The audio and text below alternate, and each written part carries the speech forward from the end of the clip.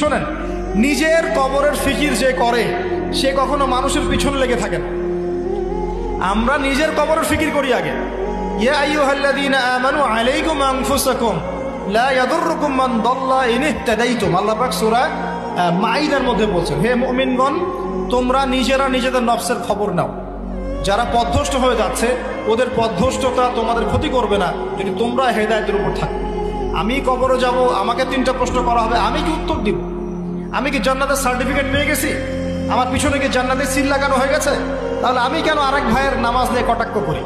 আমি কেন আরেক ভাইয়ের অমুক নিয়ে কটাক্ষ করি, অমুক মাদ্রাসা নিয়ে কটাক্ষ করি, অমুক ব্যক্তিত্বকে নিয়ে কটাক্ষ করি, অমুক আলেমকে নিয়ে কটাক্ষ? কেন আমি করতে যাবো? কেন?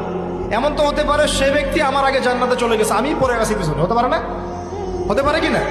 এমন তো হতে পারে আমি সবার শেষে জান্নাতে যাচ্ছি খুঁড়ায় খুঁড়ায়, আর এই মানুষগুলো আমার আগেই জান্নাতে সব চলে গেছে। হতে পারে কি না? এই যে ইবলিসি স্বভাব একটা চলে আসছে, নিজেকে বড় মনে করা, অন্যকে ছোট মনে করা।